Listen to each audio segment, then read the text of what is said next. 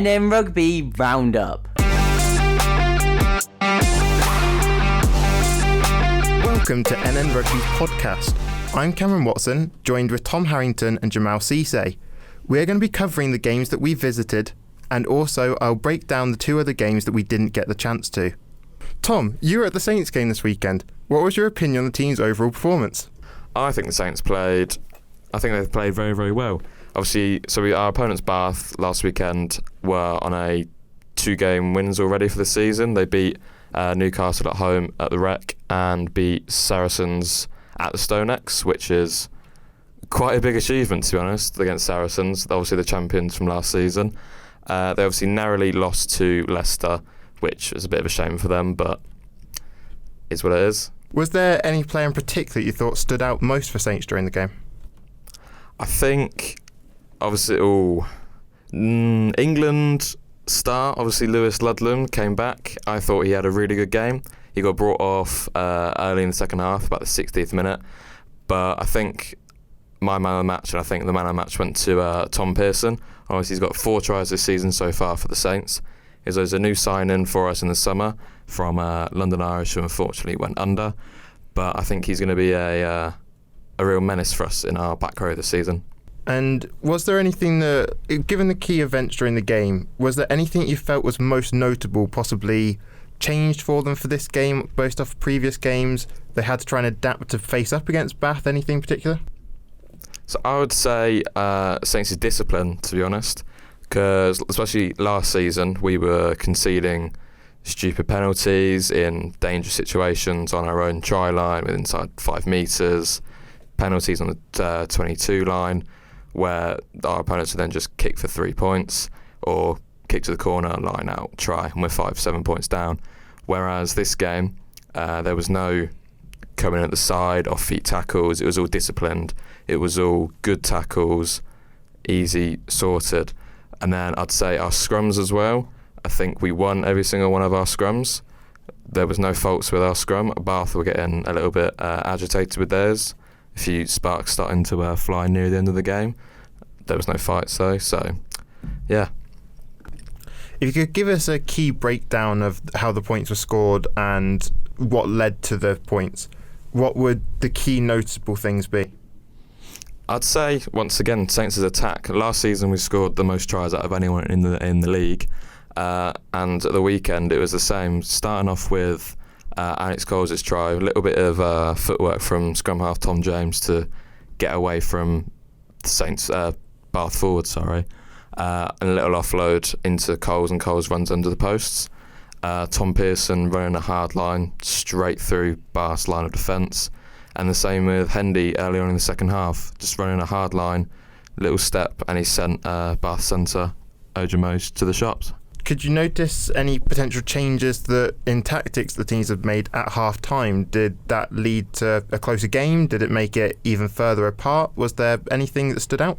I would say Bath probably played better, because apart from the try we got at the start of the second half with Hendy about in the 47th minute, we then didn't score for the rest of the half, and the only points came from a Bath penalty, which was only 3 points, which we limited down to, once again, Saints' discipline, to only give away a penalty for Bath's frustration going forward. Obviously, it only got 3 points within the entire second half, kept them down to just that.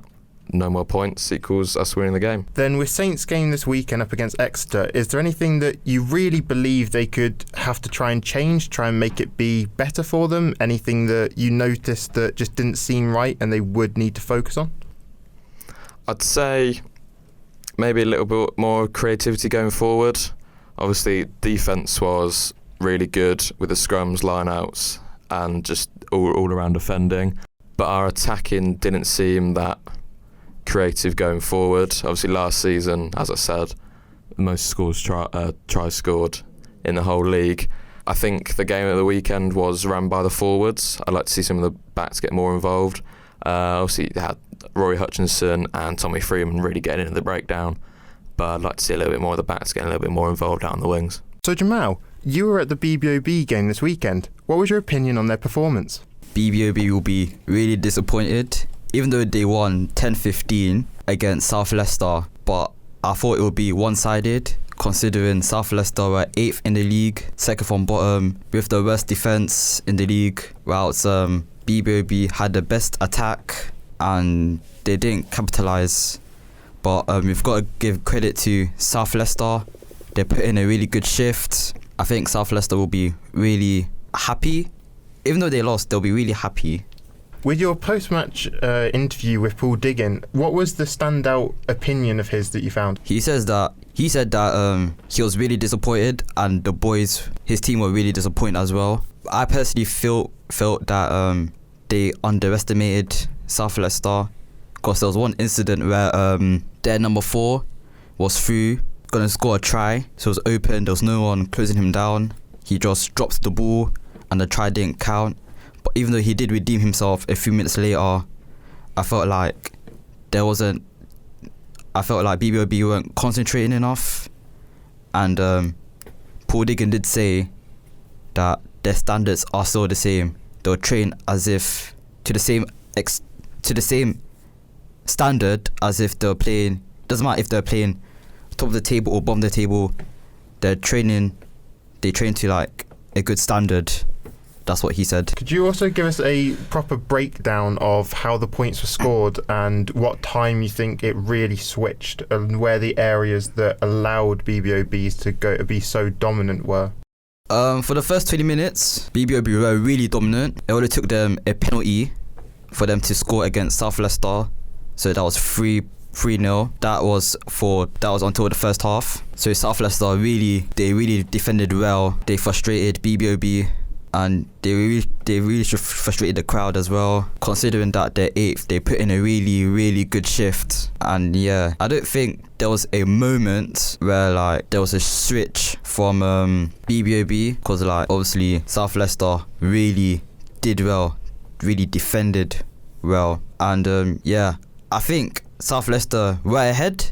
They did score a try of their own, but they failed to convert. They failed to convert their conversions basically, and I think that's what let them down. The inability to finish their conversions. And BBOB scored like their third try to make it like 15-5, I think. Then I think South Leicester were putting pressure on them. They didn't let BBOB stop. And then, having been at training last night for the team, did you notice anything that you believe they must have learned in their previous training session before the game that they made sure to put in the game? Or was it a lot more of a kind of just looking at what they did wrong potentially and what the positives were to try and make sure to include them or take them out of the game for the mistakes? When I went to their training session yesterday, they had some sort of game. It was like, I don't know how to explain it. So there's like a few players on one side, a few other players on the other side. They try to like pass the ball to each other. I think it helps with their movement and decision making and to maintain their shape. Because I think that's what BBOB were lacking during that game against South Leicester. They weren't maintaining their shape.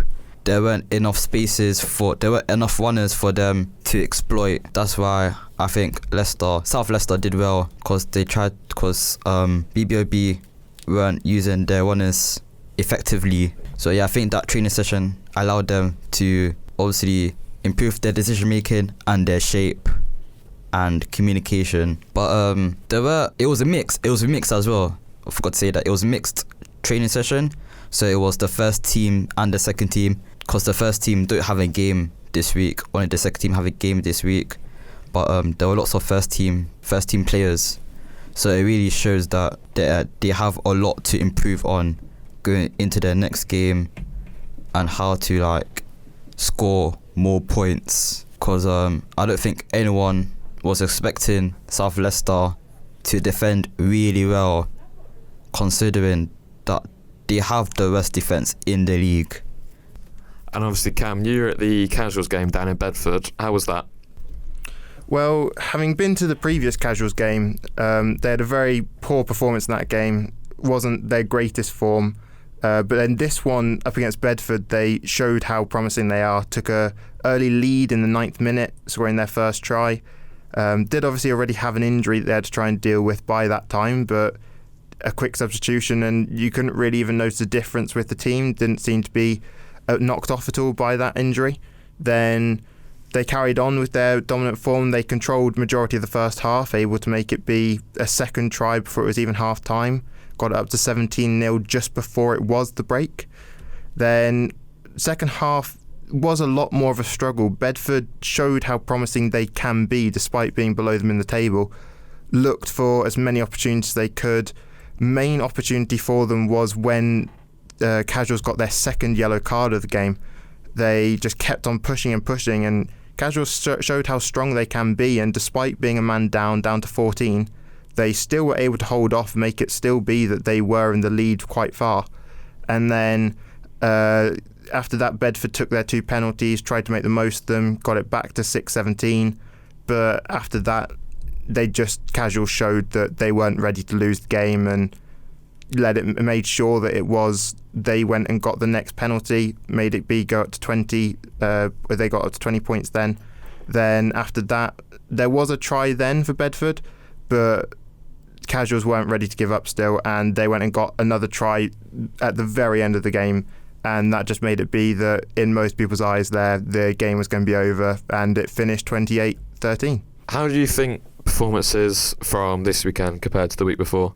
Casuals were able to do a lot more within scrums and rucks than they were in the first week. It was a lot more, they would lose most of them, wouldn't be able to hold on to the ball, would be a lot of knock-ons. This game there was still a lot of knock-ons, but that was mainly because of the weather, not because of the high press of the other team. And they weren't letting that affect them, but yeah, it was them being able to push a lot more within those scrums allowed them to keep the ball, also allowed when those knock-ons happened for them to win it back a lot easier than before, would win some of Bedford's scrums for themselves. And as I said, made sure the weather wasn't going to affect them too much. Whereas it felt like Bedford were being held back a bit by the weather, how much it was raining, how bad the pitch was getting because of that rain and them running all over it. Casuals just weren't actually willing to let that affect them that much. I have to agree with the weather at the Saints. There was a few, not really on the Saints side, it was more on the Bath side to be honest, a few knock-ons, just like dropping the ball, a few little mishaps here and there. I remember high ball from, I think it was Furbank, and Bath just couldn't deal with it, hit his hand, they went out for a Saints line-out, which then George Hendy scored from. So I think the weather did have to have a major part to play in all the games across the weekend. And then here are the other scores that we weren't able to visit this weekend. First one is Old Scouts, who were able to obtain their 8th consecutive victory in a 26-7 game this weekend. And then secondly, we have ONs, who were able to get another victory for them as well, winning 36-6. Thank you very much for listening to this podcast, and we hope you'll join us again next week.